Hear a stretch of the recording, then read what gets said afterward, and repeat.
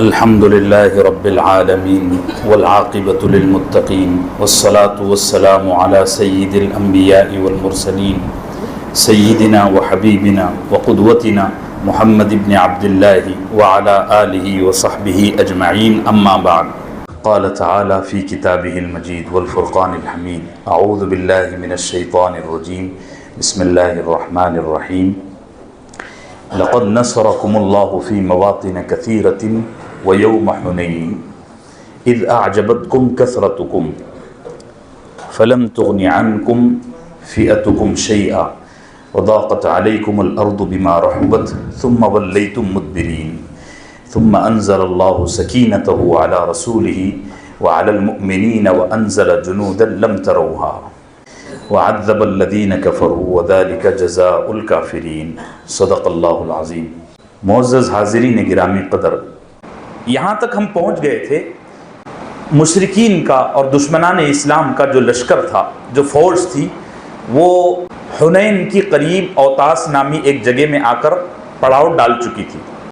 ادھر نبی کریم صلی اللہ علیہ وسلم 12,000 کا لشکر لے کر مکہ مکرمہ سے روانہ ہوئے، اور ایک دو واقعات بھی میں نے بیچ میں بتائے تھے کہ بعض صحابہ اکرام نے جو نئے نئے مسلمان تھے، جن کی کوئی تربیت نہیں ہوئی تھی اور انہوں نے اسلام کا اور قرآن کا اور صاحب قرآن کا مزاج نہیں سمجھا تھا، 15-20 دن ہوتے ہی کتنے ہیں، تو اس وجہ سے انہوں نے بعض ایسی باتیں کہہ دی کہ جس کی وجہ سے نبی کریم صلی اللہ علیہ وسلم کو بڑا رنج اور غم ہوا۔ بعض سینئر صحابہ نے بھی اپنے لشکر کی جب کوانٹٹی کو دیکھا، تعداد کو دیکھا، تو ان کے ذہن میں بات آئی کہ اب ہم ہارنے والے نہیں ہیں، ہم ہر حال میں اب کامیاب ہوں گے، اور اس کی وجہ وہ یہ سمجھ رہے تھے کہ ہماری کامیابی اسباب سے جڑی ہوئی ہے، ہمارے پاس اچھے ہتھیار بھی ہیں، ہمارے پاس کوانٹٹی بھی بہت بڑی ہے، تعداد بھی بہت بڑی ہے، تو ایک گمان دل دماغ میں قائم ہو گیا تھا اور وہ زبان پر بھی آ چکا تھا۔ یہاں تک ہم گزشتہ کل پہنچ چکے تھے۔ منگل اور بدھ کے درمیان کی جو رات ہے، یعنی منگل کا دن ختم، بدھ کا دن شروع، بیچ کی جو رات ہے، اس رات حضرت نبی کریم صلی اللہ علیہ وسلم مکے سے چل کر حنین کی جو وادی ہے وہاں پہنچ گئے، رات میں پہنچے۔ ابھی وادی میں جہاں کل جنگ ہونی ہے اس میں انٹر نہیں ہوئے، اس کے قریب پہنچ گئے، اور صحابہ کا سارا لشکر روک دیا، پڑاؤ ڈالنے کا حکم نہیں دیا، کیونکہ پڑاؤ ڈالنے کا ایک بڑا پسارہ ہوتا ہے، خیمے لگانا، چولہے سلگانا وغیرہ وغیرہ۔ صرف یہ حکم دیا کہ یہاں رک جاؤ، جس کے پاس جو بنا بنایا کھانا ہے وہ کھا لے، جیسے کھجور ہے، توشے ہوتے ہیں نا ساتھ میں، بھنا ہوا گوشت ہے، مسالہ لگا ہوا، وہ کھا لے۔ چولہے سلگانے کی اجازت نہیں دی، پڑاؤ ڈالنے کا حکم نہیں دیا۔ یہ منگل اور بدھ کے درمیانی رات کا واقعہ ہے۔ جب بدھ کا دن طلوع ہوا تو پہلی کرن کے طلوع ہوتے ہی نبی کریم صلی اللہ علیہ وسلم نے حکم دیا کہ اب حنین کی وادی میں داخل ہو جاؤ۔ یہ میں آپ کو نبی کریم صلی اللہ علیہ وسلم کے بارے میں بتا رہا ہوں اور صحابہ کے بارے میں۔ ادھر جو مشرکین کا لشکر تھا وہ 2 دن اور بعض روایتوں کے مطابق 1 دن پہلے یہاں آ چکے تھے، کیونکہ اوتاس میں تو وہ 6-7 دن سے پڑے تھے۔ جو اوتاس جو وادی ہے یہ حنین سے بالکل لگ کر ہے، تو یہاں تو وہ 6-7 دن پہلے آ گئے تھے۔ حنین سے کم پکڑ کر بھی چلو تو 1 دن پہلے وہ یہاں آ گئے تھے، اور ان کا جو امیر تھا عوف ابن مالک، اس نے بڑی چتورائی سے، بڑی چالاکی سے یہ ترتیب بنائی کہ حنین کی وادی کے ہر درے میں، ہر چٹان کے پیچھے، ہر اونچائی کے پیچھے ماہر تیر اندازوں کو بیٹھا دیا کہ تم نے یہاں سے ہلنا نہیں ہے، یہاں گھات لگا کر بیٹھنا ہے، بس جو سامنے آئے اس پر زبردست فائر کرنا ہے تیروں سے۔ یہ ان کی تیاری تھی۔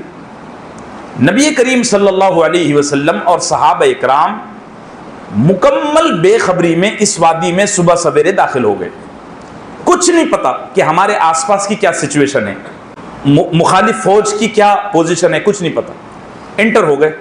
جب پورا لشکر 12 کے 12,000 اندر چلے گئے، سمٹ گئے، تو اب انہوں نے تیر برسانا شروع کی، اور اتنے تیر برسائے کہ اس لشکر میں جو بعض خدام تھے، یعنی صحابہ کے لشکر میں جو بعض خدام تھے، غلام تھے، خدام تھے، کام کرنے والے لوگ تھے، وہ کہتے تھے کہ ہم نے جب دور سے منظر دیکھا تو ہم کہنے لگے آج ہمارے سر کے بالوں سے زیادہ ان کے تیر ہو گئے مسلسل۔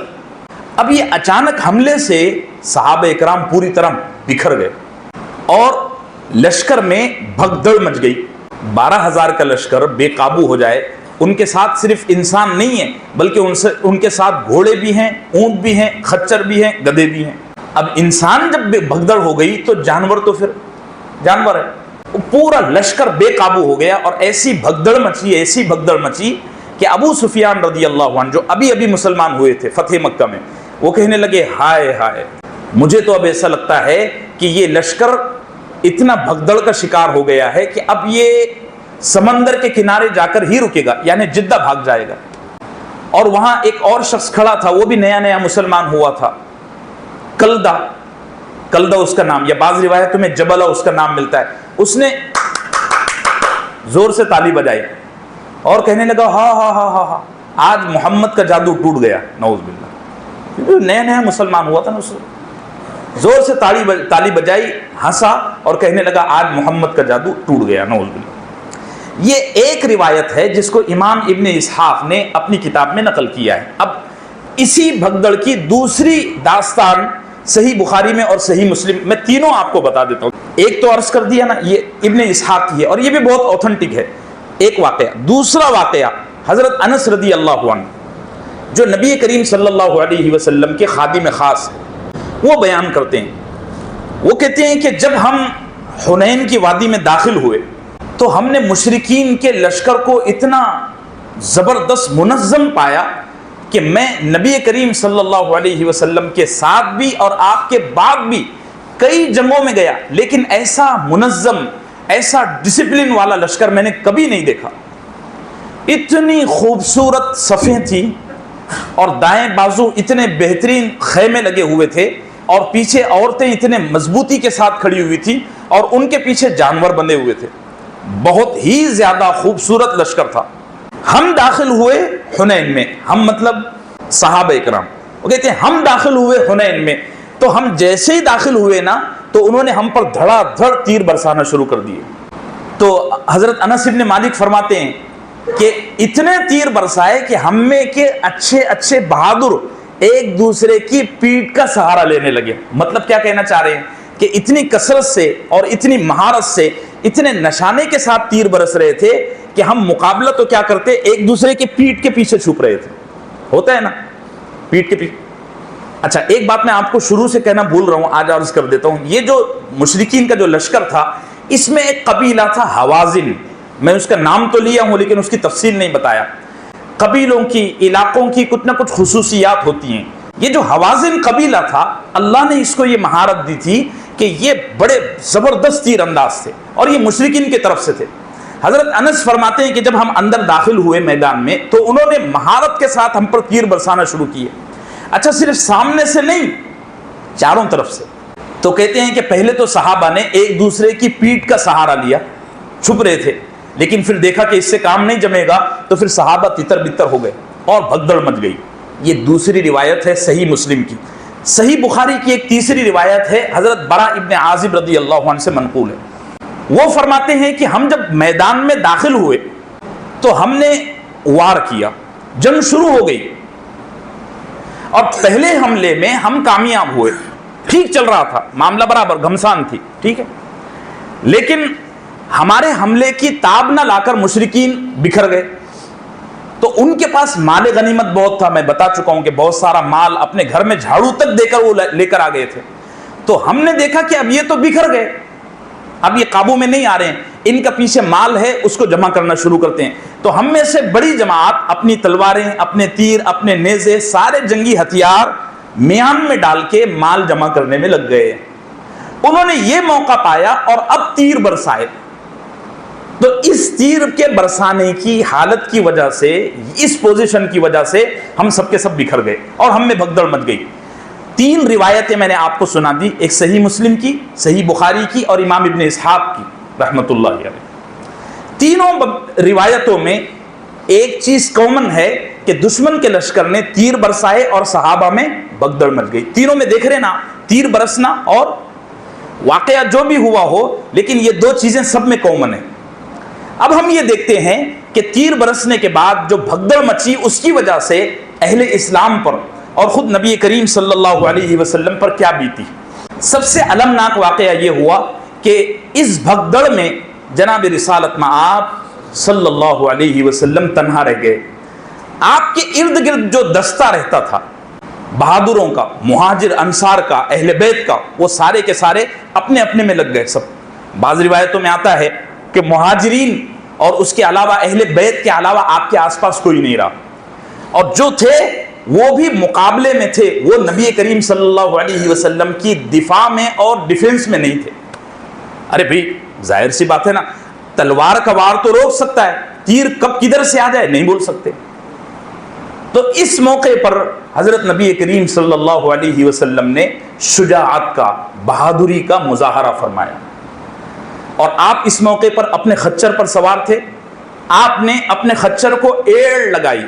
خچر کو, گھوڑے کو, اونٹ کو ایڑ لگانے کا مطلب یہ ہے ماڈرن زمانے میں جیسے ہم کہتے ہیں گاڑی کو ٹاپ گیئر میں ڈالا, یہی کہیں گے نا.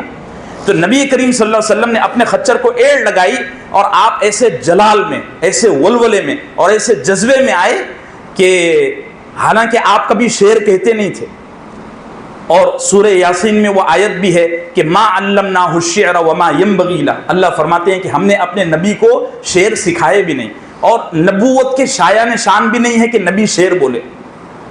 ہم نے شعر, لیکن نبی کریم صلی اللہ علیہ وسلم ایسے جلال میں, جذبے میں, ولولے میں آئے اور ایسی شجاعت کا مظاہرہ کیا کہ آپ نے شعر کہنا شروع کیا. انا النبی لا کذب انا ابن عبد المطلب, کہ میں وہ نبی ہوں جو جھوٹا نہیں ہوں اور میں عبد المطلب کا بیٹا ہوں. یہاں آپ نے باپ کے بجائے دادے کا نام لیا, اس لیے کہ عبد المطلب بڑے بہادر, بڑے جنگجو اور بڑے شجاعت والے آدمی تھے. تو باپ کے بجائے, باپ تو جوانی میں رخصت ہو گئے تھے نا, ان کی بہادری کے قصے کسی نے دیکھا ہی نہیں تھا. عبد المطلب بڑی عمر کے آدمی تھے, بڑے بہادر بھی تھے اور بڑے عقل مند بھی تھے, بڑے دانا بھی تھے. تو آپ نے باپ کے بجائے دادے کا نام لیا اور خچر کو ایڑ لگائی, اور آپ مسلسل دشمن کی صفوں میں گھستے جا رہے تھے. خالد ابن ولید, علی ابن ابی طالب, عمر ابن خطاب, ابو بکر صدیق, یہ صحابہ کی شجاعت تو ہم نے سنی ہے, لیکن اس غزوے میں حضرت نبی کریم صلی اللہ علیہ وسلم تنے تنہا دشمن کی صفوں میں گھس رہے ہیں, اور ایک ہاتھ میں نیزہ ہے, ایک ہاتھ میں تلوار مبارک ہے, اور خچر پورے فل اسپیڈ میں اور اندر جا رہے ہیں. دو صحابی نے جب آپ کو دیکھا, حضرت ابو سفیان ابن حارث جو آپ کے چچا زاد بھائی تھے, جن کا 2-3 دن پہلے فتح مکہ سے پہلے ذکر ہوا, ابو سفیان ابن حارث اور حضرت عباس ابن عبد المطلب, یعنی ایک طرف چچا زاد بھائی اور ایک طرف چچا جان, ان دونوں نے جب آپ کو دیکھا تو ابو سفیان ابن حارث نے بدحواسی میں کہ نبی صلی اللہ علیہ وسلم کیسے آگے جا رہے ہیں اور دشمن مسلسل, حادثہ ہو سکتا ہے نا, کچھ بھی ہو سکتا ہے, اور اگر نہیں بھی ہوا تو یہ تو عاشقین نبوت تھے نا. تو ابو سفیان ابن حارث کہتے ہیں میں حالانکہ دشمن کے شدید نرغے میں تھا, لیکن میں نے جب نبی صلی اللہ علیہ وسلم کی حالت دیکھی تو میں نے اپنی تلوار بھی چھوڑی اور میں نے اپنا نیزہ بھی چھوڑا, اور میں نے سوچا کہ کس طرح میں نبی صلی اللہ علیہ وسلم کے خچر کو قابو میں کروں, کیونکہ نبی کو کسی کام سے روکنا خلاف ادب ہے. کوئی یہ تھوڑی کہہ سکتا ہے کہ اے رسول اللہ آپ یہ مت کرو, یہ تو گستاخی ہے. تو کہتے ہیں میں نے دیکھا کہ عباس ابن عبد المطلب رضی اللہ عنہ کھڑے ہوئے ہیں, تو میں نے ان کی طرف چیخا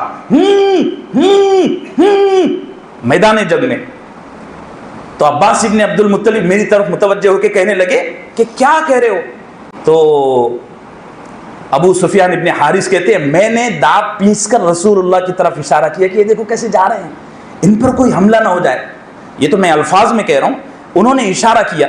تو حضرت عباس نے دیکھا کہ واقعتاً رسول اللہ صلی اللہ علیہ وسلم خچر پر جا رہے ہیں, اور خچر پوری رفتار میں ہے, اور آپ کی سواری مبارک دشمن کی صفوں میں گھس رہی ہے. تو عباس نے بھی اپنی تلوار, اپنے ہتھیار پھینک دیے, اور یہ دونوں صحابی رسالت مآب صلی اللہ علیہ وسلم کے قریب بڑھتے گئے یہاں تک کہ حضرت عباس فرماتے ہیں میں نے آپ کے خچر کو قابو میں کرنے کے واسطے اس کا رکاب پکڑ لیا اور رکاب پر لٹک گیا. اور ابو سفیان ابن حارث کہتے ہیں میں خچر کی گردن پر لٹک گیا, خچر کی گردن بھی جھک گئی. اور اس وجہ سے حضرت عباس رضی اللہ عنہ کے گھٹنے زخمی ہوئے، چونکہ وہ لٹکے ہوئے تھے اور خچر ان کو گھسیٹ رہا تھا، اور خچر نے ایک سر مارا ابو سفیان ابن حارث کو تو ان کے سینے میں لگا۔ بہرحال ان دونوں صحابہ نے حضرت نبی کریم صلی اللہ علیہ وسلم کے خچر مبارک کو قابو میں کیا، اور پھر نبی کریم صلی اللہ علیہ وسلم کو پیچھے لاتے گئے، منع نہیں کیا، ایسی حالت بنائی کہ پیچھے ہوتے گئے تو رسول اللہ صلی اللہ علیہ وسلم نے حضرت عباس سے فرمایا کہاں ہے سب، بلاؤ سب کو، کہاں بکھر گئے؟ تو حضرت عباس کی آواز بڑی اونچی تھی رضی اللہ عنہ، انہوں نے چیخ کر کہا او درخت والوں، کن کی طرف اشارہ کیا؟ جنہوں نے بیعت رضوان میں حصہ لیا تھا۔ او درخت والوں کہاں ہو، ادھر آؤ۔ اور ایک روایت میں آتا ہے کہ پہلے خود نبی صلی اللہ علیہ وسلم نے آواز بلند کی، دوسری روایتوں میں آتا ہے کہ حضرت عباس کو حکم دیا، تو حضرت عباس او درخت والوں کہاں ہو، آؤ۔ اس ایک آواز میں اتنا اثر اللہ نے ڈالا کہ چند لمحے میں سارے اصحاب بیعت رضوان نبی صلی اللہ علیہ وسلم کے قریب مڑ کر آئے۔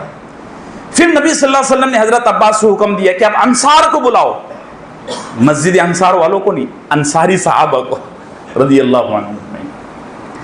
تو حضرت عباس نے پھر چیخا او انصاریوں کدھر بکھر گئے، کدھر تتر بتر ہو گئے، کیا تم کو اس جنگ کی ہیبت نے بکھیر کے رکھ دیا؟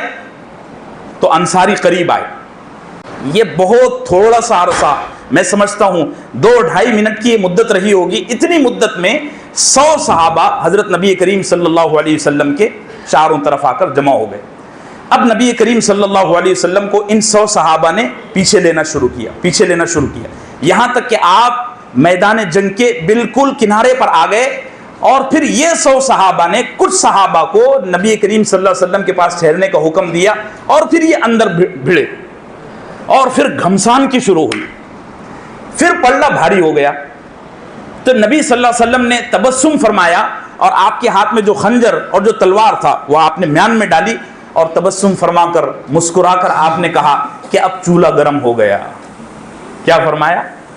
اب چولہا گرم ہو گیا، اب جنگ برابری کی شروع ہوئی، اب جو ہمارے ہاتھ سے پانسا نکلا تھا اب وہ برابری پر آ گیا۔ پھر نبی صلی اللہ علیہ وسلم نے ایک مٹھی بھر مٹی لی اور اس پر پڑھ کے دم کیا۔ بعض میں آتا ہے کہ مٹھی بھر مٹی لینے کے بعد دشمنوں کی طرف پھینکا اور فرمایا شاہت الوجوہ، ان کے چہرے بدصورت ہو جائیں، یعنی یہ مر جائیں، برباد ہو جائیں، اس طرح کے جملے آپ نے ارشاد فرمائے اور دشمن کی طرف پھینکا۔ اس کا اتنا اثر ہوا کہ وہ مٹھی بھر ذرے پورے لشکر کے آنکھوں میں چلے گئے، اور وہ لشکر کے لوگ خود بولتے تھے کہ ہماری آنکھوں میں نہ کوئی طوفان آیا نہ کوئی بارش برسی، اس کے باوجود ہماری آنکھوں میں مٹی آ گئی، تو ہم آنکھیں چندیانے لگے، بند چالو کرنے لگے۔ اتنی دیر میں مسلمانوں نے ان کو قابو میں کر دیا، یہ سارا لشکر قابو میں آیا۔ تھوڑی سی مدت میں دشمن کے 70 افراد قتل ہوئے، تھوڑی سی مدت، یہ 10 منٹ کا کھیل تھا۔ قرآن کریم نے اس کو نقل کیا ہے، میں نے آیت بھی پڑھی ہے، ثم انزل اللہ سکینتہ علی رسولہ، کہ اے لوگو تم نے اسباب پر بھروسہ کر کے اللہ کی طرف سے نظر ہٹا لی تھی تو تم کو 10-15 منٹ کے لیے پریشانی ہوئی، تنگیوں کا سامان ہوا، تم بکھر گئے، لیکن پھر اللہ نے نبوت کی طرف دیکھ کر فضل کا معاملہ فرمایا، سکینت یعنی دلوں کو اطمینان نصیب فرمایا، وَأَنزَلَ جُنُودًا لَمْ تَرَوْهَا، اور تمہاری طرف ایسا لشکر نازل کیا جس کو تم دیکھ نہیں رہے تھے۔ وہ کون سا لشکر تھا؟ ملائکہ کا، فرشتوں کا یہ لشکر نازل ہوا۔ تھوڑی دیر میں 70 افراد دشمن کے قتل ہوئے۔ اب یہ اتنی بڑی تعداد میں قتل ہوئے تو اب یہ بکھرنا شروع ہوئے، سارے کے سارے قبیلے، جس کا جدھر منہ بنتا وہ ادھر بھاگتا۔ ان کے 3 گروہ بنے دشمن کے۔ ایک گروہ میدان حنین سے سیدھا اوتاس بھاگا، بازو میں ہی اس کے ایک وادی تھی، وہ بھاگ کر وہاں پناہ لیے۔ تو حضرت نبی کریم صلی اللہ علیہ وسلم نے حضرت ابو عامر اشعری، سب کہہ دو رضی اللہ عنہ، ان کو حکم فرمایا کہ جاؤ ان کو گرفتار کر کے لاؤ، ان کا پیچھا کرو، کہیں ایسا نہ ہو کہ وہ وہاں جا کر اور کوئی سازش کریں اور پھر ہم پر حملہ آور ہو جائیں۔ تو حضرت ابو عامر اشعری رضی اللہ عنہ ان کے پیچھے گئے اور ان کو گرفتار کیا، ان کو وہاں سے بھی بھگایا، لیکن اس حادثے میں خود کمانڈر حضرت ابو عامر اشعری شہید ہو گئے۔ ایک دوسرا گروہ नखला भागा, नखला एक जगह, वहां भागा। इस गिरोह में वो बूढ़ा कमांडर, चतुर, माहिर दुरैद इब्न सम्मा भी था। उसको व्हील चेयर पे उठा के ले जा रहे थे। व्हील चेयर तो क्या होगी, हाथी घोड़ा जो भी होगा, उसको वो बड़ा माहिर था। तो उसको सहाबा ने गिरफ्तार किया और हजरत रुफै रदी अल्लाह अन्हु ने उसको जगह पर ही कत्ल कर दिया।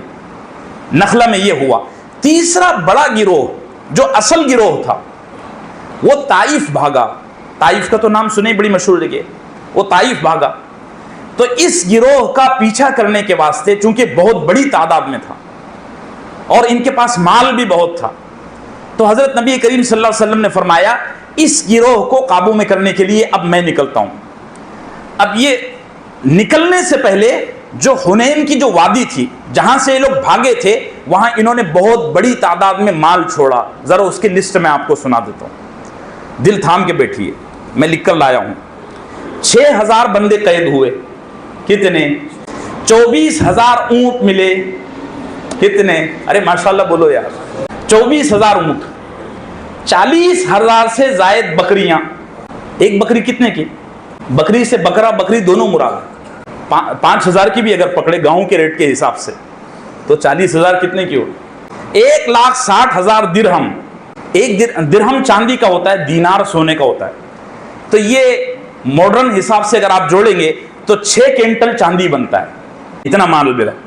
ये सारा माल हजरत नबी करीम सल्लल्लाहु अलैहि वसल्लम ने सहाबा को जमा करने का हुक्म दिया। सब जमा हो गया तो आपने वो हजरत मसऊद गिफारी, सब कह दो रदी अल्लाह, आपने ये सारा माल जमा फरमाया और हजरत मसऊद रदी अल्लाह अन्हु के हाथ में दिया और फरमाया इसको संभाल के रखना, ये तुम्हारे पास अमानत है। मैं ताइफ जा रहा हूँ, वहाँ से वापस आकर मदीना में हम इसको मुजाहिदीन में, फुकरा में और मुस्तहिकीन में तकसीम करेंगे। अभी आप ताइफ निकलने लगे तो एक वाकया पेश आया। नबी करीम सल्लल्लाहु अलैहि वसल्लम की रिज़ाई बहन है हजरत शीमा बिन्त हारिस सादिया, सब कह दो रदी अल्लाह अन्हा। ये दूध शरीक बहन है। तो ये हजरत हलीमा की सगी बेटी थी और हजरत हलीमा का दूध पिया है किन्होंने? नबी करीम सल्लल्लाहु अलैहि वसल्लम। तो ये रिज़ाई बहन थी और ये बचपन में नबी करीम सल्लल्लाहु अलैहि वसल्लम को गोद में लेकर जाती थी। बड़ी मोहब्बत भरी दास्तान है, उसमें बड़े मसाइल भी हैं कि हमको बहन के साथ क्या सलूक करना चाहिए। अब तो माँ बाप मर गए ना, तो हम बहन को घर में नहीं आने देते, ये हो रहा है। तो दो रिवायतें हैं। एक रिवायत ये है कि हजरत शीमा ये मैदान जंग में खुद आई थी बेखबरी में, इनको नहीं पता था कि जो सामने नबी है वो मेरा ही भाई है। एक रिवायत ये है, जब सामने लश्कर में आई थी तो लश्कर में आने वाला हर फर्द गिरफ्तार होता है, तो इनको भी गिरफ्तार किया गया।